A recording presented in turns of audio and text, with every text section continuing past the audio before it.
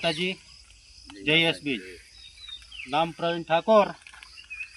આપણે માતર તાલુકાનું એક વાસણા ગામ છે, ત્યાં આગળ ગિલોડીના ફાર્મમાં એક આપણે સંજયભાઈ સાહેબ કરીને છે. તેમને શરૂઆતમાંથી બે બેગ સોયલર ખાતર કેટલા વીઘા છે?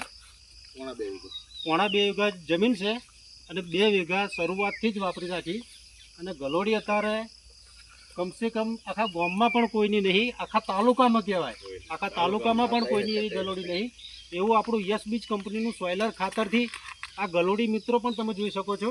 અને અહીંયા આપણે સંજયભાઈ સાહેબ દ્વારા જ આપણે સાંભળીશું. 2 પ્રશ્નો સંજયભાઈ સાહેબ જ કહેશે કે ત્રીજા દિવસે ગલોડાનો ઉત્પાદન કેટલું મળે છે.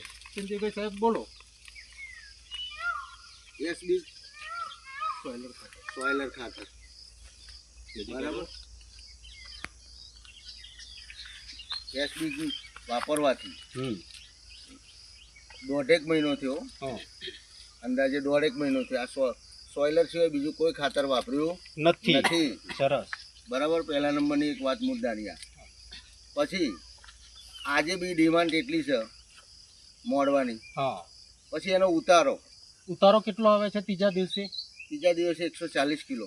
140 કિલો? હા, 140 કિલો ત્રીજા દિવસે. હા, સરસ. એક ભાગ તો હજુ એટલો ડેવલપ થયો બી નથી. બરાબર. સરસ. જ્યાં નથી વાપર્યું જો તમને કહી દઉં. આ મુદ્દાની વાત રાખી. જે પેલો ભાગ છે ને એની અંદર યસ બીજ નહીં આવ્યું. આ ત્રણ ભાગની અંદર આવ્યું. એટલે જે નાખ્યું છે એમાં અલગ પડી જાય. હા, આ વાત ખરી. જોઈ શકો છો ખેડૂત મિત્ર, અહીંયા સંજય સાહેબ જાતે જ છે અને જાતે જ કહે છે કે મારી વાડી 140 કિલો ત્રીજા દિવસે માલ પણ નીકળે છે. અને મિત્ર તમે જોઈ પણ શકો છો કે એની ગ્રીનરી, ફૂટ, વિકાસ વિડીયોની અંદર આવી ગયા.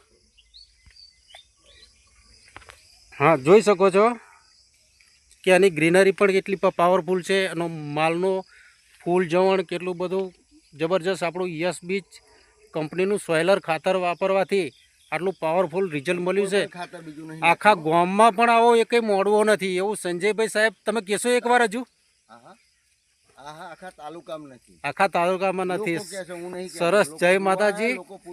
હા, પછી આપણે માર્ગદર્શક એમને આપ્યું, જેને યોગ લાગે તો આની અંદર જોડાય. બરાબર ને? હા, વાપરે. સરસ. અને તમને કદાચ એવું લાગતું હોય તો તમારા મજૂરને પૂછી જુઓ. બરાબર. તમે પણ મિત્ર વેણવા આવો છો ને કાયમ? ગલોડા આટલા સંજયભાઈ સાહેબ કે છે એટલા નેકરે જ છે ને. સરસ. જય માતાજી, જય યસ બીજ.